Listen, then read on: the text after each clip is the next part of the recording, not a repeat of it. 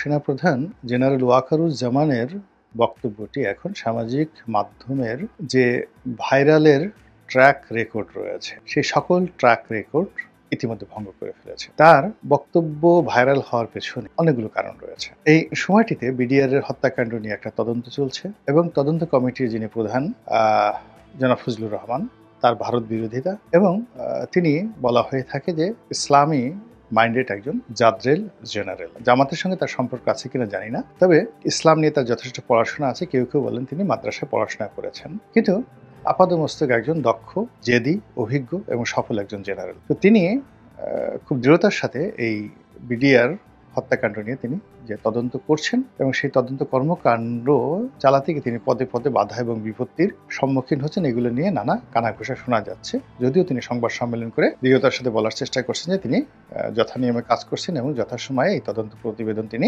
জমা দেবেন। এখন এই যে তদন্ত কর্ম চলাকালীন সময়টিতে ফেব্রুয়ারি মাসের 25 তারিখে যখন এই বিডিআর পিলখানা হত্যাকাণ্ডের যে দিবসটি, এটি নানাভাবে উদযাপিত হয়েছে ঢাকা শহরে। তো সেনাবাহিনীর প্রাক্তন যারা কর্মকর্তা, তাদের একটা সমিতি রয়েছে, ক্লাব রয়েছে রাওয়া, সেখানে একটি অনুষ্ঠান হচ্ছিল এবং সেই অনুষ্ঠানে গিয়ে জেনারেল ওয়াকারুজ্জামান যে বক্তব্য দেন, সেই বক্তব্যে অনেকগুলো বিষয় চলে এসেছে। তো প্রায় সবগুলি হট আইটেম এবং সেখানে তিনি এই বিডিআর এর যে পিলখানা হত্যাকাণ্ড, তার সঙ্গে তদন্ত কমিটি এবং এই হত্যাকাণ্ড এবং তদন্ত কমিটি নিয়ে যে সকল ভাই মার্কেটে প্রচলিত আছে, যা কিনা মানুষকে বিক্ষুব্ধ করছে, কনফিউজ করছে, বিভ্রান্ত করছে এবং সেনাবাহিনীর মধ্যে যে ইউনিটি, সেই ইউনিটি নষ্ট করছে এবং বিজিবি এখন যারা আছে, তো তাদের কর্মকাণ্ডে রীতিমতো স্থবির হয়ে পড়েছে। এই বিভিন্ন রকম এই বিডিআর এর ঘটনা কিভাবে স্থবির হয়ে পড়েছে, জাস্ট একটা আমার বাসার তো আসলে বিডিআর এর লেকের পাড়ে, পুরো ঘটনাটা সেদিন যা কিছু ঘটেছে আমি তো নিজের চোখে আমাদের দেখা, আগে পিছে সবসময়। বিডিআর এর যেটা লেক আছে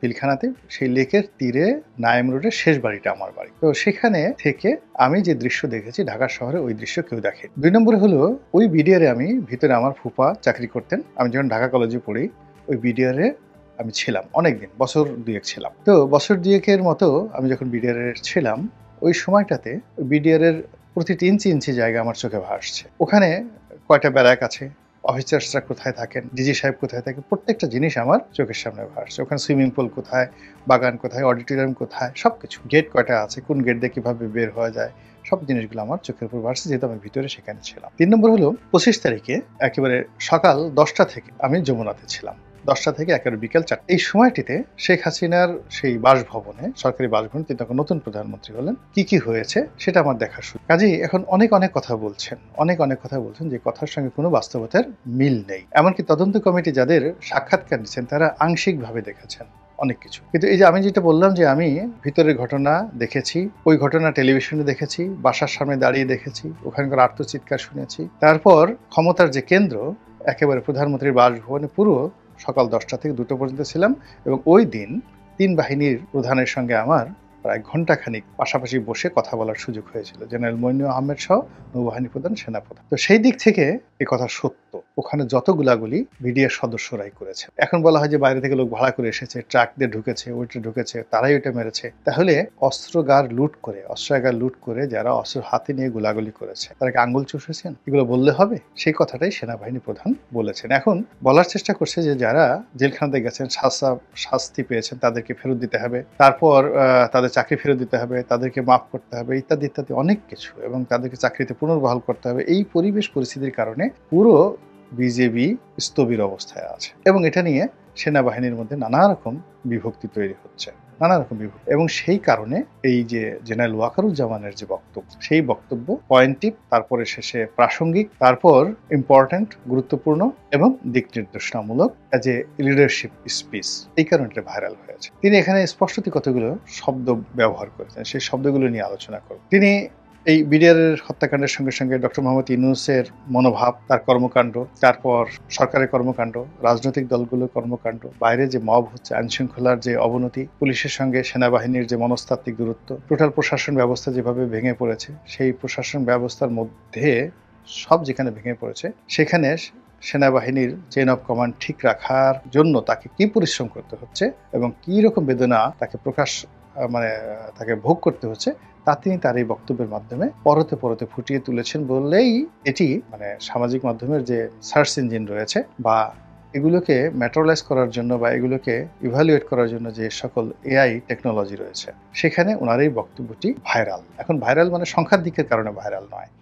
সমাজের যত গুরুত্বপূর্ণ জায়গাগুলো রয়েছে, যত জ্ঞানী গুণী ব্যক্তি রয়েছে, তারা এটা দেখছেন, কথা বলছেন, ভিডিও বানাচ্ছেন, আলোচনা করছেন, মূল্যায়ন করছেন। সব মিলিয়ে অ্যাজ এ হোল গত ৮-১০ বছরে কারো বক্তব্য নিয়ে এইরকম যাকে বলা হয় হৈ হৈ রই রই কাণ্ড, তোলপাড়, লঙ্কা কাণ্ড, তারপরে এরকম ভাইরাল এরকম অবস্থা তৈরি হয়। তো যেহেতু এটা ভাইরাল হয়ে পড়েছে, অবশ্যই তিনি এই কথাগুলো বলার জন্য তিনি প্রস্তুতি নিয়ে এসেছিলেন এবং তিনি মুখস্থ করে এসেছে কোথায় কোন কথা বলতে হবে। এটা অটোমেটিক এই কথাগুলো হয় এবং এই কথাগুলো বলার জন্য তিনি অনেক দিন ধরে সুযোগ খুঁজছিলেন। তারপরে এই কথাগুলো বলার জন্য তার শরীর মন অনেক দিন ধরে উথাল পাথাল করছে এবং তার প্রেক্ষিতে তিনি হঠাৎ করে এই কথাগুলো, আর এই কথার ফলাফল কি সেটির ভাব সম্প্রসারণ সংক্ষেপে করে আজকের বক্তব্য শেষ করি। আমরা সাধারণত যখন বলি আরে হয়েছে হয়েছে অনেক কিছু হয়ে গেছে, দেখছি এটিকে ইংরেজিতে প্রকাশ করার জন্য আমরা বলি এনাফ ইজ এনাফ। তো এনাফ ইজ এনাফ, যথেষ্ট হয়েছে আর দরকার। তো এটার এক ধরনের অর্থ,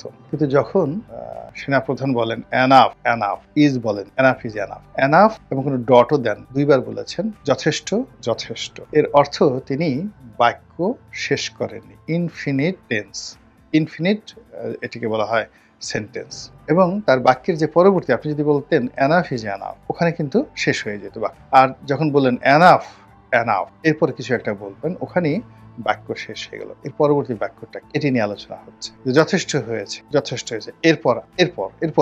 এরপর কি এটা নিয়ে কিন্তু আলোচনা হচ্ছে। এরপর উনি কি করবেন? উনি কি ভয় দেখাচ্ছেন? সামরিক শাসন হবে, ইলেকশন হবে, তিনি কি আওয়ামী লীগের পক্ষে দালালি করছেন? নানা রকম নানা রকম আলাপ আলোচনা হচ্ছে, কিন্তু ঘটনা যাই হোক না কেন সবকিছু কিন্তু তার পক্ষে যাচ্ছে। এই যে তাকে নিয়ে আমরা আলোচনা করছি, মানে সবকিছুর ঊর্ধ্বে তার গুরুত্ব আমরা দিচ্ছি। এরপর তিনি যেটি বলেছেন বিডিআর এর পিলখানা হত্যাকাণ্ড সম্পর্কে, যেখানে ওই তদন্ত কমিশনের chairman major general Fazlur Rahman সাহেব ছিলেন, তিনি বলেছেন আমি যে বিষয়টি বলছি এখানে কোনো বাট নেই, অর্থাৎ কিন্তু নেই, এবং যদি, অর্থাৎ যদি এবং কিন্তু। সেটি হলো এই হত্যাকাণ্ড যারা ঘটিয়েছে তারা তৎকালীন বিডিআর এর সদস্য। এখানে কোনো যদিও নেই, কিন্তু ইফ এবং যাকে বলা হয় তো এই যে বাট, এই দুটো শব্দ এখানে নেই। পারফেক্ট, একদম প্রেজেন্ট পারফেক্ট টেন্স এরাই করেছে, এই কথা উনি বলেছেন। সেকেন্ড থিং হলো এরপর আর আগানোর দরকার, অর্থাৎ এই যে তারা হত্যাকাণ্ড ঘটিয়েছে, তারপর তাদের বিচার হয়েছে, তারা সাজাপ্রাপ্ত হয়েছে, দ্যাটস অল। এই জায়গাতে ডট বসিয়ে দেন, ফুল স্টপ বসিয়ে দেন, দাড়ি দিয়ে দেন, এর সামনে আর এই বাক্য এগোবেন, এরপর থেকে নতুন ইতিহাস, নতুন ঘটনা। তো এইরকম যে পয়েন্টিভ কথা, এই কথাগুলো ইতিপূর্বে আমাদের বাংলাদেশে কোনো রাজনৈতিক ব্যক্তি, কোনো সেনাপ্রধান, কোনো জেনারেল কেউ বলতে পারেননি, কোনো অরাটার, কোনো বুদ্ধিজীবী বলতে পারেন। তার এই যে খুব অল্প সময় যে এখানে কোনো যদি নেই কিন্তু নেই, জাস্ট ফুল স্টপ, এখানে একটা ফুল স্টপ বসিয়ে, এই কথার যে গুরুত্ব এবং এই কথার যে ওজন এবং এই কথার যে রিদম এবং এই কথার যে লাউডনেস, আপনি তার পক্ষে বলেন বিপক্ষে বলেন সবকিছু স্পষ্ট। এখানে তার কথা মানতে হবে অথবা তার সঙ্গে আপনাকে ফাইট করতে হবে, তার বিরোধিতা করতে হবে অথবা তার বন্ধু হতে হবে। তিনি যেভাবে এখানে মেসেজ দিয়েছেন এর মাঝামাঝি আর কোনো কিছু নেই। আর এই কথাটা তার একক কথা নয়, এটি তার অফিসের কথা, এটি তার বাহিনীর কথা, এটি তার অ্যাসোসিয়েশনের কথা, এবং এই কথা তিনি বলেছেন আবার কোথায় এসে? রাওয়াতে এসে, মানে অবসরপ্রাপ্ত যারা সামরিক কর্মকর্তা তাদের অ্যাসোসিয়েশন। ইট মিনস অবসরপ্রাপ্ত সামরিক কর্মকর্তারাও তাকে দিয়ে এই কথাটা বলিয়েছেন বা তার এই কথার প্রতি তারা সমর্থন জানিয়েছেন, এবং ওখানে রাওয়ার প্রেসিডেন্ট ছিলেন কর্নেল হক। কাজেই যে রাজনীতির যে হিসাব নিকাশ বা এই মুহূর্তে যা কিছু চলছে পানি ঘোলা করার জন্য, অনেক নিয়োগ, অনেক বদলি, অনেক কমিশন, অনেক অ্যামেন্ডমেন্ট, এটা ছুঁড়ে ফেলে দেবো, ওটা নেব, এটা করবো, ওটা করবো, সব মিলিয়ে পানি ঘোলা করার জন্য যা কিছু করা হচ্ছে, সেইগুলোর মধ্যে বিডিআর এর যে ঘটনা, পিলখানার যে ঘটনা, সেই ঘটনাটাকে প্রিয়াম্বল করে জনাব ওয়াকারুজ্জামান এখানে যদি কিন্তু বন্ধ করতে বললেন এবং এনাফ বলে তিনি পরবর্তী বাক্য উজ্জ্ব রাখলেন।